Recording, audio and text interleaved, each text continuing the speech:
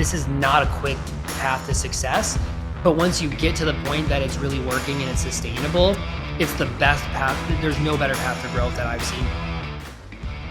Welcome to Mitlin Money Mindset, your weekly dose of inspiration and insights to ensure you enjoy each step of your journey. Whether you're saving for the future, planning your next big adventure, or simply looking to add more joy to your life, you've come to the right place. Now, let's dive in. I'm Larry Sprung, your host for the Mitlin Money Mindset and founder and wealth advisor of Mitlin Financial. Today's guest is Thomas Kopelman, co-founder of AllStreet Wealth. Thomas co-founded AllStreet Wealth as a financial planning firm for high-income millennial business owners. He helps clients move beyond the surface-level goals they think they want and determine the lives they truly want to live.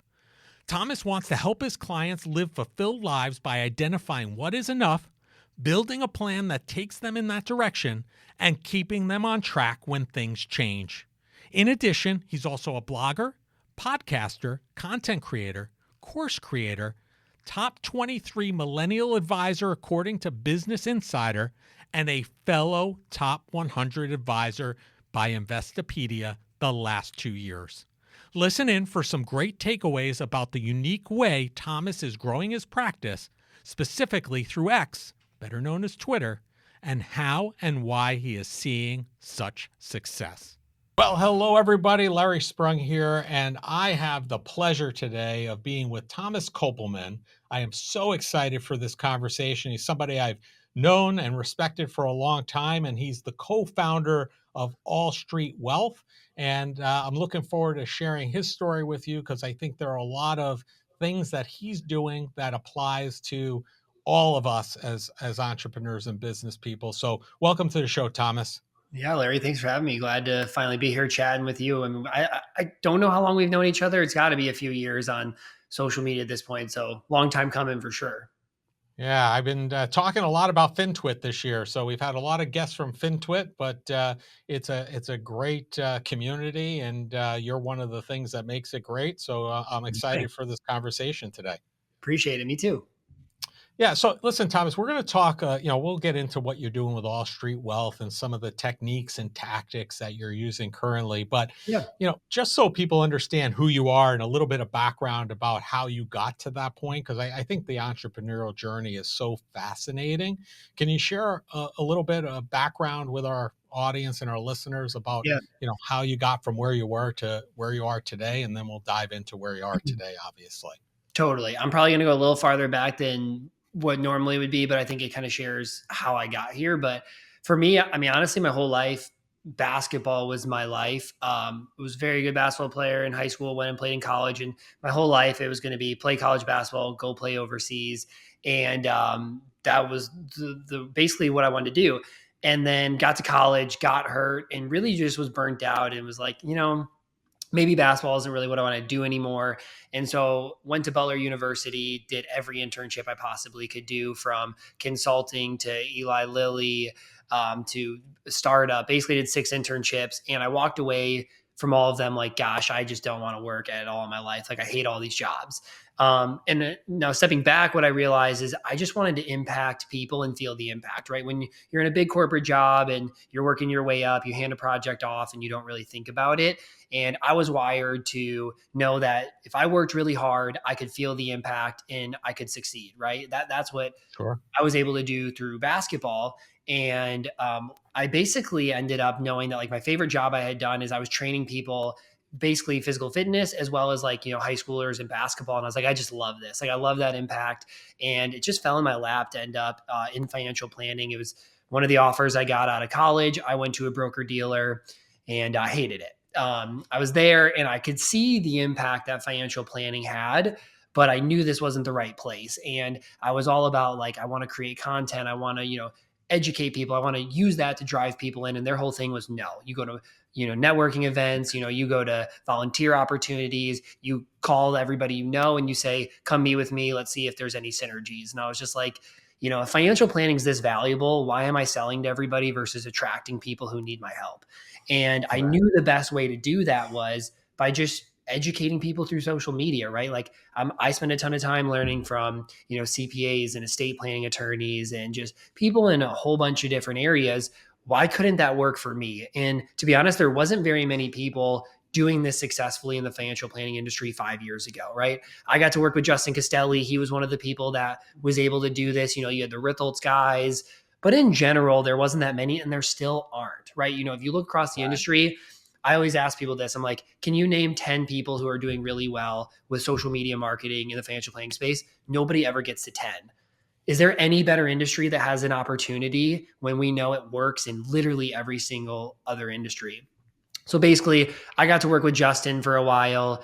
He didn't really want me to work there. He didn't really want any advisors, but he was nice enough to say, like, you can come be here, learn from me a little bit, because I wasn't ready to start my own firm. And then we were a year and a half in, and he was just like, dude, like, you've learned everything you're going to learn from me. You're ready to go start your own firm. You should go do it. And I was really nervous. I mean, I was 25 when I went to go launch my own firm. Definitely didn't feel like I was ready for it. But his big thing was like, if you ever need me, I can help you through whatever it is. And I was like, okay, it's nice to have that kind of mentor, that back support. But I think what I learned is that, like, I just want to have challenges, and I want to know that, like, if I work hard enough, I can kind of get through that. And I don't think there's any better sink or swim than you're either going to make no money or you can make a lot of money. You choose whether you're going to work hard, you're going to do the actions that are going to produce results. And so now, things have changed a lot. When I launched AllStreet about 3 years ago, I worked with, 100 to 200,000 of income, young, family or just married couple. And the more and more I learned and created, the more that I realized, like, I loved working with people like me, people who are business owners. They have a lot of moving pieces, complexities, maybe multiple businesses. And so I've just really pivoted to go down that lane of serving entrepreneurs for a bunch of reasons. One, most advisors don't do it. They're not even business owners themselves. They don't know how to run a business. Right. And they don't know tax planning, right? Like the average client coming into me right now, like I'm working on a client right now this week, they paid 1.3 million in taxes last year, right? Like most of our clients are paying $250 to $1 million in taxes a year. Tax planning is going to be the number one thing they look for. And it's not that it doesn't exist among CPAs, right? Like CPAs do it. They just have a really hard time of selling it. And there's just not enough CPAs available out there that you can find that do this really great tax planning. And so I was like, well, I'm going to build this in-house. I'm going to bring an EA in. We're going to really specialize in a process around helping business owners understand how to optimize their business, how to pay themselves, how to optimize taxes. A lot of them have spouses who have jobs in tech and they have equity compensation. So just a lot of moving pieces. So I just keep adding and building my firm in a way to just specialize in working with that specific segment of people. Yeah, and I think that's great. And I think there are a lot of great CPAs out there. They tend to be backwards looking instead of forwards looking. And part of that I think is just due to the time crunch and the demand on their time. And part of it's that they've just never thought about looking out that far. So kudos to you. It's something that we do here as well. You've been, and you talked about it a little bit, very transparent about your practice growth through the use of Twitter. How did your initial interaction with another advisor kind of inspire you to lean into Twitter?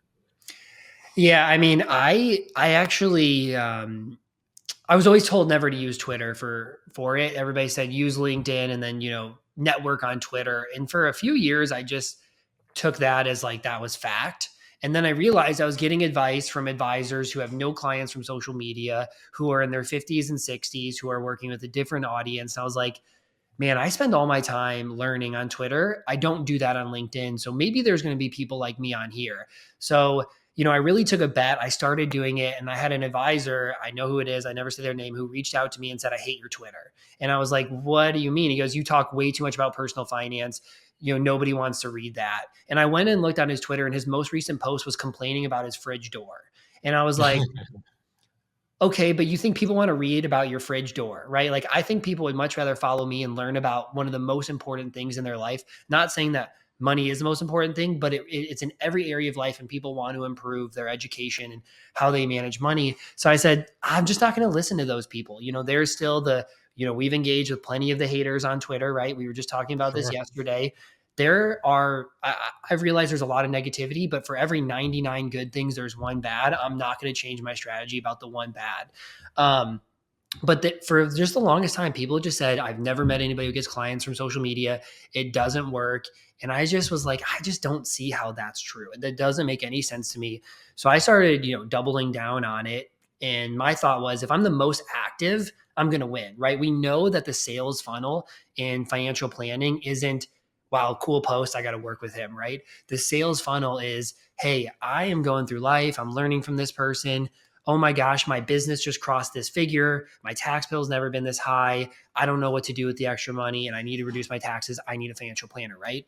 So my thought is if I educate people the most and when they hit that pain point, they think of my name, then that's the person that they're going to reach out to and work with. So I've just been following that strategy, and I have a lot of people who call me liars on social, right? Like they say, oh, you don't have a lot of AUM. And I'm like, go look at my website. I don't even advertise an AUM model. That's not what I Right. do. But last year I got to be on Kits's podcast and write a blog post on Kits's. And at that point, I think my revenue was $18,000 a month, which people were like, oh my gosh, that's so fast 2 years in. But we should do 65,000 a month in revenue by the middle of this summer. So by 3 years, I'll do somewhere between 65 and 70,000 a month in revenue, all through yearly planning fees. And I just credit all of that to, focusing on one channel and only focusing on really that one channel. Cause I think a lot of creators and a lot of advisors try to create everywhere. Yeah, I And, agree. it's like, I always equate this to sports, right? Like if your kid was like, I want to play college sport and you're like, great, play five. That's going to be really hard to get really good at five sports. You're probably better off staying in one lane and really focusing on how to get good at that one thing. And I'm sure you have the same experience. Every advisor I know killing it on social is getting every single client from one channel, pretty much. Maybe they have a For the couple of most part. stragglers, but 90 to 95% of them come from one channel. Yeah. I agree. And, I think so many people struggle with the idea even of content creation. And I know you chatted with a good friend of mine also, Matt Halloran, about how the rinse, lather, and repeat method makes creation a little bit easier than most things. What do you have to say to those that, have this misconception, misperception that there's such a heavy lift around content? Yeah, it's funny. This is like a really huge topic, and I have a course coming out that's all about social media marketing, specifically for advisors, but it can be equated to really anybody creating. But one quote that really hit home for me is, "I want to see your best content, not your new content." And I think as advisors and really as content creators, you think your job is to create new content every single day forever. But I look back, and last January I had 7,500 followers. I have like 26,000 right now. The January before that, I had 2,000, right? So if I put out an amazing post a year ago, 2/3 of my audience never saw it, right? And, Right. maybe this is a little selfish towards my oldest followers, but if they've followed me for 2+ years and they've never wanted to work with me before, that's a little bit less important to make sure they get something new every day than it is to put the right content in front of the right new people. So I think you still want to, tread lightly on this. Like you don't want to be like, last Monday was this Tuesday I posted the same thing, next Wednesday I posted the same thing. Like that's not at all the structure I have. But I also want to say, hey, I have a really good blog post or a thread from last year. I'm going to repost it again this year. And then I'm going to cut it up into some individual posts. Then I'm going to turn it into a YouTube video. Then I'm going to put it in my newsletter and talk about it a little more. Like you can create once and distribute many times. And that can be cutting and changing, but also can be reposting it. Because in all reality, nobody remembers your post from 6 months Right. ago or a year ago. And if they do, then it was that good that it stuck in their mind. And how many things do we have to be retold or retaught in our life, right? Like we've all learned so many things. Many, many It needs to times. come back. And sometimes that's to hit you right in that perfect moment, right? Like, I could talk about getting your estate planning done and you could be like, oh, that sounds stupid. And all of a sudden your friend passes away and you're like, they didn't have one. Oh my gosh, I got to get it done. And because that post came at the right time, that pushed them to take that action. Yeah, I agree. And, I think that you and I seem to have similar results in terms of where and when people reach out to you, right? The thing is, when they do reach out to you, I think similarly to us, they're ready to go. And, I think many times people don't see that difference that social creates. Meaning, when I started in this profession many years ago, it used to take 3, 4, and 5 meetings with a family to get them ready to go, where a lot of that's been condensed now because they already kind of got an idea of your online presence. Can you speak a little bit about that, how helpful that's been to you in your practice? Obviously, you don't remember what I remember because you weren't in the business then, but clearly, you're seeing those results, and I'm sure you're seeing a similar kind of progression that I've seen. Yeah, I think this is the most powerful point about it is you can build trust through social, and you can build a lot of trust, right? Like this amazes people. I have a higher conversion rate on people coming in from social media than referrals, because referral says, "Hey, this is a good advisor. You should check them out." They're still coming in kind of with like, "Well, what if my friend doesn't know what a good advisor is?" Or like, "What if we have a different situation?" Right? Like through content, they've vetted me for, most people say, 6 months to a year. They've listened to all my podcasts. They're on my newsletter. They read all my tweets. Like, they follow me in every single way. And so most people, when they come in, are, well, what does the service look like? Is that what I want? And is the price right? Even though we put on the website, most no. So I think that's been the powerful thing. A couple of years ago, it was a longer sales cycle. Maybe it was one meeting. Like, does it make sense to have another meeting? Let's talk about some strategies. Right now, my process is come in, we speak for 30 to 40 minutes, and you make a decision from there whether you're going to work with us or not. And all of that growth has come from that process working really well. But I think it's, one, because they came in with trust, and two, I think I built my first meeting to give them an exact feel of what it looks like to work with me. We talk about what we do in every meeting, what their homework is in between meetings, what a financial plan looks like, what we do beyond the financial plan when they become an ongoing client. What does every meeting throughout the year look like? What do we do before them? How does my team help? Who are they going to see in meetings? And so when they leave, they're like, "Oh my gosh, I normally meet with advisors and they say, hey, do this with your investment portfolio, do this, but I don't know what it even means to look like with them." When they leave the Right. meeting with me, they say, "I know exactly what that service is, and that's what I want, or that's too much for me, or whatever." But they can make an informed decision. Now, is it that one-sided, or are there situations where, they may be like ready to go and you may be sitting there thinking, hey, I'm really not a good fit for them. They'd be better served by somebody different as well, right? Because I think it's important as an entrepreneur to know who's a good fit and who's not. Because I think, to your credit, if you want to be able to be lean and mean and be able to, serve those people that you want to serve really, really well, you also have to know who to say no to too, which, sometimes is tough, especially in the earlier stages. But I think that is so important, especially for any advisor, really at any level. Don't you agree?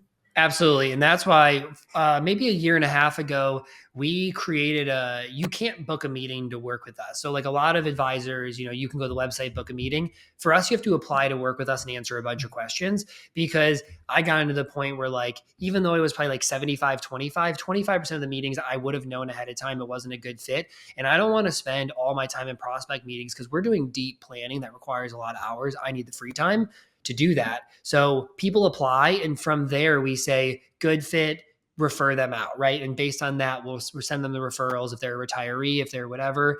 But that's really important. And then we do have people we meet with and decide they don't. And I had somebody who just last week reached out and said they were ready to move forward. And I said, hey, to be honest, like, I don't think that we're the right fit for what you're looking for. You don't really want personal and business planning. You really just want a tax plan. And here's a couple of good CPAs who can go do that for you. I just don't think this is going to align well, and we're not going to change our service for you. We give the same service to every single client, the same type of reviews. We go through the same things. We review everybody's tax returns. We do end of year tax planning. You get a new financial plan every year. If somebody wants to deviate from that, that's great. There's other businesses who will do that for them. Yeah, I agree. I think that's so vitally important. And, we had Josh Brown was my guest on episode 180, who I know you know. And, he gave up Twitter, but he was also, formerly known as the Reform Broker on Twitter. And he's spoken a lot about being present in front of people in their feed. And then when the person has an event in their life, like you were talking about earlier, right, with the estate plan, and then a friend passes away, then they call you. What's your perspective on helping other people understand, being active in their feed and the importance of that? Yeah, I mean, I think that's why I love doing these type of podcasts. I think one way for me to educate is doing this. I think another way is that, like, I'm very open about our business, my strategy. what the growth looks like. Like I want people, I get a ton of advisors that reach out and say like, thank you for doing this. Like I didn't know anybody else was doing this. And you gave me the like confidence that if I go work really hard, I can make this work, which I think is really cool. I kind of want to pave a little bit of a path to say, this does work, right? Like I know there's all the statistics. I know you talk to other people and they say it doesn't work, but there's also these people over here, like both of us, Rachel Camp, Jacob Turner, Mark Cicchini, like there's a big group of people who are actually doing this well and succeeding at it. The problem is that most people give up so fast, right? Like this is not a quick path to success, but once you get to the point that it's really working and it's sustainable, it's the best path. There's no better path to growth that I've seen for anybody else. I mean, you look at James Knoll doing this through YouTube, right? He can't hire advisors fast enough. He brought in 100 million in 9 months from YouTube last year, and they have grown significantly faster, all because he's found a channel that works for him and he's doubled down on it. So I would say like podcasts, I'd say I talk about it on Twitter. I share how I do it. That's why we're putting out this course. Is I've been doing a lot of consulting for advisors, like just like, let's do one meeting, let's do 2 meetings. You come in with all the big things. I'm going to help you get ready to go. It's not going to be like, monthly coaching, whatever. And everybody has the same questions and they're doing the same things wrong. And I was like, why don't I just put this into a package course that myself, Rachel, and Trayton are all doing together and really talking about all these concepts, because I think package learning is really helpful, right? I think about like golf. I'm trying to get better at golf. I can look up all these videos about what things to do better, but how do I boil that together to be one thing? I have no clue. I literally don't. I'm going to hire a coach. That's going to be great. But for this, right, like I can help package it to people.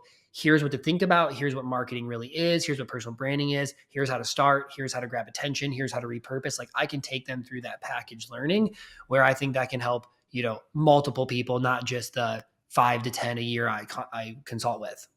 Right. Yeah, you get to scale it a little bit better. And, I had a guy by the name of, who was great, Kevin Espiritu of Epic Gardening. He was episode 185. I don't know if you're familiar with him, but he's transforming the space of gardening using social media. And, what do you think that others can take from both of you who are taking something that exists, right? Tax planning, invest. This is not something new, but basically what you are doing is taking it, repackaging it, putting it out there in a understandable and intelligent way for others to pull in a new audience. And I think that this is something that's so powerful that can be used by so many different businesses out there. Do you agree? And Yeah, how would they approach that? Yeah, I think we live in like this information age where, to be honest, like we're self-learners, right? Like the driven people of this world are like, all the information's there. They're going to choose to want to go learn it. And so I look across, like there's so many jobs. Like a lot of my clients are content creators. They're business owners and they've grown it through content. They have coaching, they have different businesses, et cetera. Really any single industry where people are buying your brain, right? Like, that could be working out. It could be, I'm talking about like a golf coach. It could be tax. It could be estate planning. It could be financial planning. Like all of these are people are buying your brain to help them, right? It's not necessarily a tangible product. Yes, you get a financial planner. Right. Yes, you get a workout plan, but really you're buying that person. People, I look across and everybody's doing marketing, right? When in reality, we're doing personal branding. Because marketing is trying to sell, right? You try to sell t-shirts. You try to sell a product. Personal branding is, here's what I know. Here's who I help people with. Here's how I help them. Here's stories. If that's what you need, then you can reach out to me and I can help you do it. And I think that's where a lot of advisors fail, is they just they don't think about what they're doing, right? And there's a few I'm never going to say any names, but there's a few like that. And everything they talk about is a pitch about them, right? Here's why clients love me. Here's what we do. Here's this. Here's that. Like it's all about you when marketing should be all about you, right? Like my job is to speak to somebody. Like just this last weekend, I had somebody message me and says, I feel like every post you write is about me. And he's like, well, maybe that's probably why your Twitter works. And I'm like, that's my goal, right? Like Trayton was the one who really told me this. He goes, when I write my content, I'm thinking about one specific person I know and I'm writing exactly to them, because there's going to be a lot of people who identify that, right? That's what the value of having a niche is there's a specific person, problem, pain point, goal, et cetera, that you're going after. and let people relate to that. Because when you're just trying to talk about finance, and that could apply to 80-year-old grandma retired, could apply to 24-year-old, young guy, can apply to 40-year-old entrepreneur. Like, you're actually really going to you're going to end up talking to nobody, and you're going to get no results from it. Right. I agree. I think it's that's important, and consistency, as you've spoken about, I think is so important. It's probably one of the most important to the personal branding and content. How do you plan out your marketing? How do you, or I should say, personal branding, and how do you schedule that out? How do you go about kind of figuring that out? Yeah, no, I love that. So I get very, very detailed in my organization of this, and I'm not that organized of a person, so it's kind of surprising. But like, I'm coming off doing like 80 threads in a row every day, but Sundays I've written a thread, and I basically just went through and I just by the day I list out what that topic is. I link it to a Google Drive with the article I wrote, and then I go schedule it in Hype Fury is the solution I use, and then well, I guess take a step back. I believe short form content is extremely important to stay active. And I think people sometimes ignore that, or they only think about short form content. I think long form content is how you win and how you really get business, is because here's a fact, here's really deep understanding of something I know you're going through. You can't do that every day, multiple times a day. So you stay active in front of people with the short form content, and then you really drive them into, relating to you and that them through long form content. So I always weave the two together. So I do scheduled 3 short form pieces of content a day, and then long form, typically I do 2 threads a week. I have a long YouTube video and I have a podcast, and then I have a short YouTube video. So I basically have a new 1 minute, if not longer, long form piece of content every day, and then 3 short form. And then I finish a meeting or like I end the podcast. I'm like, ooh, I have a really good thing I'm going to post. And I go post it. And then with my scheduler, what's cool about Hype Fury is like I can schedule every day I want to post at around 7:45, around noon, and around 5. I just go type stuff up and it just throws it to the next available time for me. I don't have to like schedule it there, which is easy. And it'll also show me, hey, here's your best performing tweets. Oh, that tweet from 3 months ago looked really good. Let me reschedule that. Or hey, that one did well, but I know I could slightly tweak it and improve it. And so then I go back and I do that with a combination of new plus repurposing. And how far out are you scheduling this stuff? Is it a week, a month, 2 months? How far out do you have that kind of calendared out, that if you went in there today and put something in, that it would then put it to the next available slot? When would that be at any given point in time? Yeah, so right now is the shortest it's been in a long time. It's like end of July, because I've been really focused on the threads for so long. But before that, I mean, it's been that July since like last maybe October, September. So what I've been doing is I'll carve out like one Friday afternoon a month, and I'm way better in the summer because I go sit by the pool. And I basically am like, I'm going to spend 1 to 2 hours. And I'm going to try to schedule 1 to 2 months worth of content. Some days I get 3 months, some days I get 2 weeks, right? Like, you have different creative days. But one thing that I learned from Justin early on was like, you can't just randomly do stuff. He's like, my biggest mistake is that I didn't have any specific schedule. And so the first day I started, I had schedules, and I've never given that up. It's one thing that, advisors are always like, well, I got busy and I stopped. And I'm like, I just don't let that even be an option. Like, I don't let it be an excuse. I'm going to be busy. I'm going to get it done. But that's why scheduling is helpful. So when you are busy is the time that you don't have to be scheduling. Yeah, I mean, if you're out till July, if you can't get to it this week, it's not a big deal because you have a little bit of a cushion there. If you were out till 2 or 3 weeks from now, different story. So that certainly is helpful in not abandoning the ship, so to speak. Exactly. In doing that. One thing you've been, with the course you talked about, and really everything that you do, you're pretty transparent about, why you do it, how to do it, sharing with other advisors and people in the community.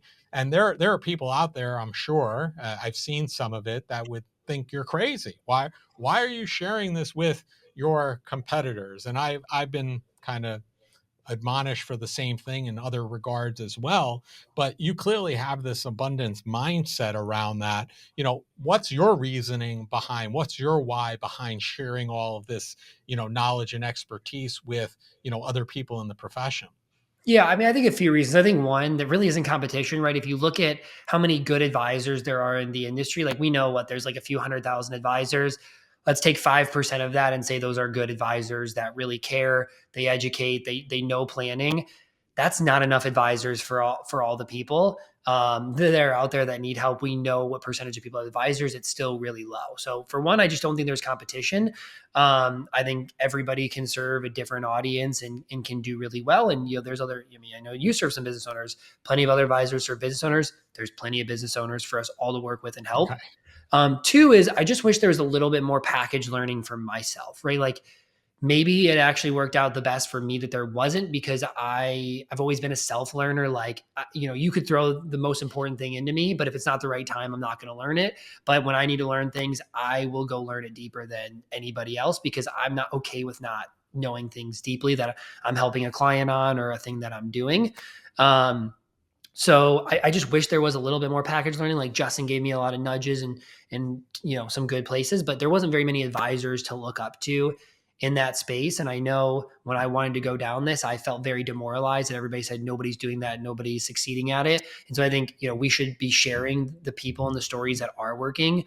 I think we look at, there's all the things of, hey, you grow up somewhere, you never saw anybody succeed or reach that level. Well, if you've never seen somebody ever do that, you don't think it's possible, right? If you Right. do see a lot of people doing it and sharing that they're doing it, you start to believe in yourself. And I think at the end of the day, like that belief is the difference, right? All my successful business owners I work with, they have a level of self-belief that they always knew that this was going to be accomplished.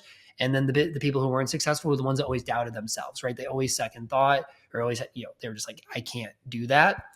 So I would say those are probably the two main. I just think the other one is, I think I make plenty of money. I'm going to make plenty of money. If my business slows even somewhat because I'm helping other people who somehow got my clients, like I'm going to be just fine. And I just Mhm. love talking about this. I love helping people on marketing. Like I have office hours advisors come to where we talk about this kind of stuff. And I think sometimes we just, some of us are really lucky to have good people around us to be able to learn well, to be able to do well. There's a lot of people who don't have that. They're very siloed. Agreed. And, being a financial advisor alone is tough because there are tough years early on. You're always going to doubt yourself. And if you don't have other advisors around you who can relate, you just sometimes forget that a lot of people have gone through that same thing. Yeah, I think those are great points. And, you've talked a lot about working to understand what you enjoy in the business and building around the other skills. And I think that this is so applicable to other businesses, clearly, our professional services and finance, but really other businesses, right? How can other business owners scale a little bit better, perhaps, with this type of philosophy? Yeah, I think people are scared to offload things. And I think, some of it's control issues like, oh my gosh, whether you think you're the best at it and nobody else can do it as well, or, I have to watch everybody do every detail. Like, you got to learn to let go of that as a business owner.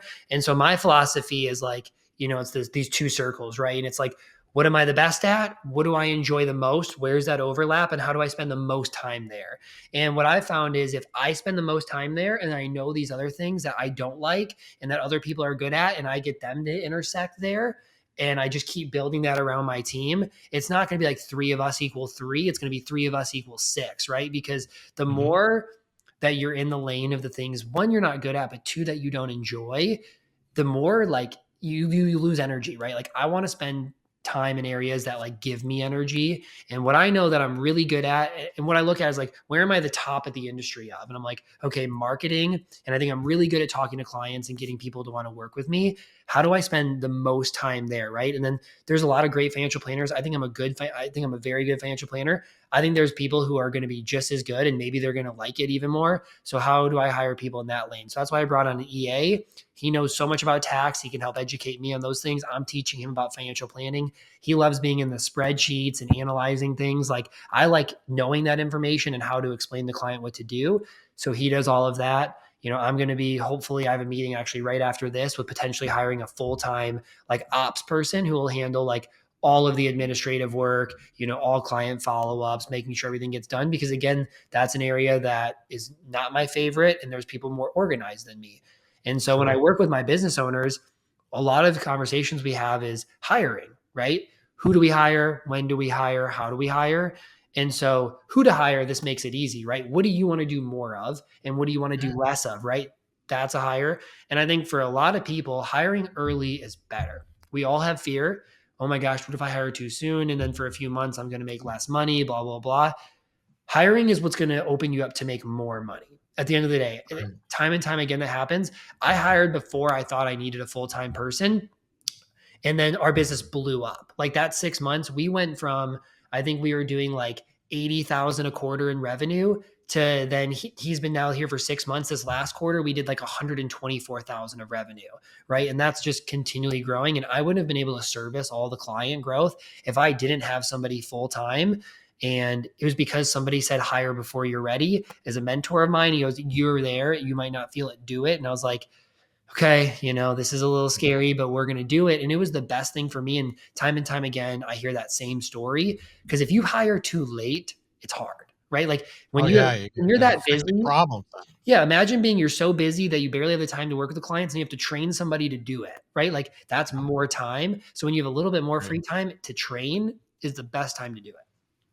Yeah, I agree. So important to find what your unique ability is and spend as much time doing that and delegating and elevating everything else, because 100%. it'll make it better for you. You'll be happier, you'll be healthier, and your team will be better, and the families that you work with are going to be better off for it. So, Exactly. lot of joy from there, Thomas, and I appreciate you sharing. And we end each of our shows, because we are the Mitlin Money Mindset. We're all about joy. So we end each of our shows by asking each guest the same final question, which is, what did you do today that brought you joy and put you in the right mindset for success?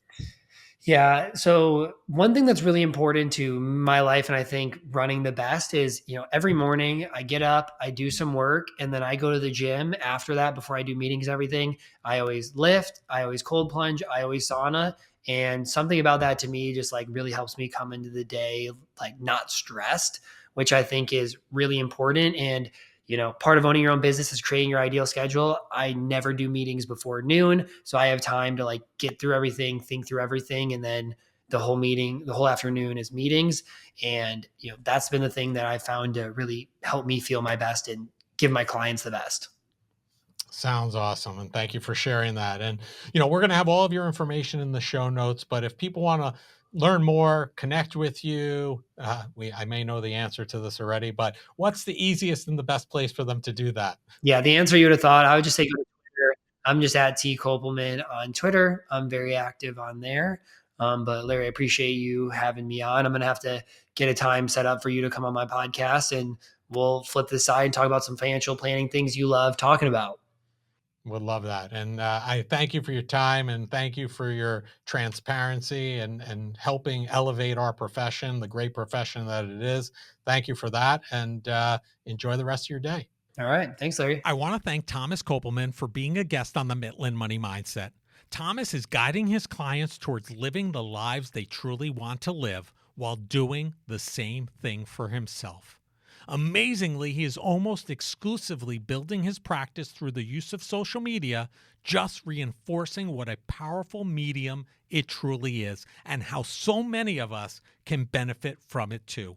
Thomas Kopelman and AllStreet Wealth can be found across most social media platforms. All of the contact information needed to find them can be found in the show notes.